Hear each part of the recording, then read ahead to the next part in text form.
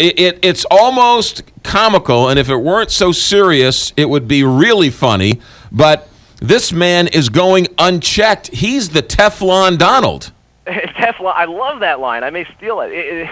He is wreaking havoc, bull in the china shop right now for the Republican Party, because all he's doing is going out there and being Donald Trump, and other Republicans are having to draft behind him and respond to him and react to him. So it is just the worst nightmare for Republicans and a dream come true for Democrats. If you are running for president in the Republican Party, his wave is so big, you are caught in that. As you said, you're caught responding to him, but he's sucking all the oxygen out. So Bobby Jindal, Governor Pataki, any one of these people, they can't get any traction because they can't even get a word in edgewise. That's a piece of the risk. Another piece of the risk is that that he's defining the party potentially, that the other people who are thinking about voting Republican see Donald Trump speaking for the party and say, that's not the party I want to be part of. I'm looking to see if any of those candidates that you referenced decide to play the anti-Trump card and to go out and say, look, I am not going to be part of this. I'm going to denounce him vocally and vehemently and say that he doesn't stand for me and doesn't stand for our party. It's dangerous because Donald Trump plays with fire. He's going to hit you back really hard. But it is an opportunity for someone to distinguish him or herself in this field and say, look, we're serious about this and we're serious about what the party represents, and this guy is not. What's interesting about it is that there are just enough shreds of truth to be popular in that right wing of the party that's paying attention right now. So even though they can denounce his immigration comments, there are many people who are voting who are big, Tea Partier guys who actually like what he's saying.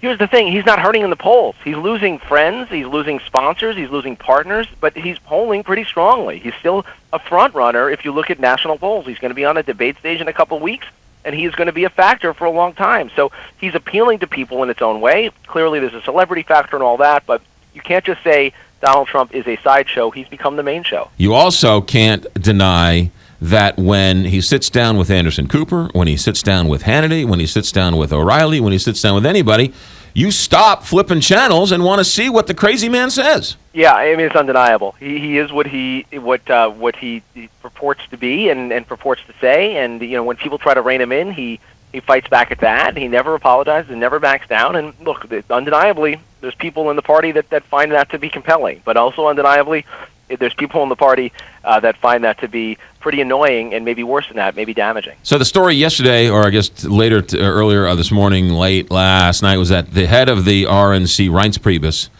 somehow got him a message and said, hey, cool it, watch out, you're sort of hurting the brand, and he blew past that too? Well, he went, so this word gets out about this 45-minute phone call. He lets people know, no, it was about 10 minutes. And Reince said how great I was, how I was catching on. And who's Reince Priebus to try to lecture me? It's not like he's some four-star general I have to worry about here.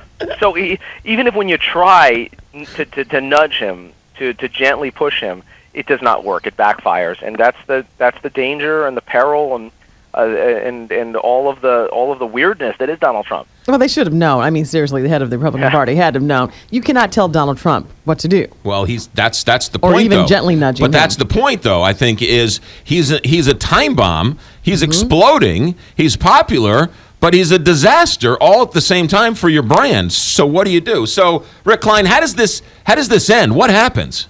I think there may be a breaking point in terms of the sponsorships and the financial end of things. We just saw another restaurateur pull out of Trump business. We've heard from the PGA and PGA and Macy's and all manner of others, NBC and Univision. So maybe there's a breaking point for him and his investors that pushes him out.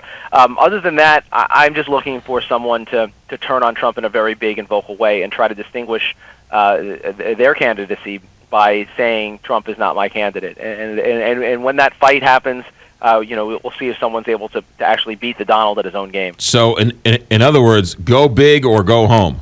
It's out there for someone. I've seen some candidates, Ted Cruz in particular, who's saying nice things about him. But I think other than him, there's not a lot of upside in being nice to the Donald. He's shown that he doesn't play well with others. I can't stop watching it. I can't. Well, that's the fear that Republicans have and the hope that Democrats have. Yeah, this is better than any season of The Bachelor ever. Well, I can't. Not having watched any of them, I bet you're right. You're a smart guy, Rick. You're a smart guy. Rick Klein, ABC News political director. Rick, thanks for checking in. Hey, thank you. You got it. 729 here, Big 550 KTRS. I don't know why you cannot stop watching him. Because when you're driving down the highway and you see a 17-car accident, you slow down to see what happened.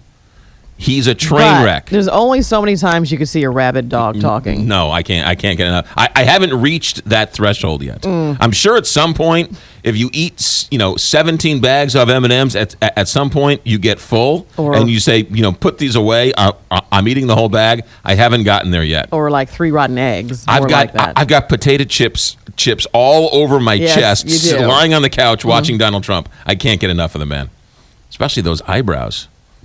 You can't get enough of that anger? I can't get enough of the eyebrows. Oh, I can't.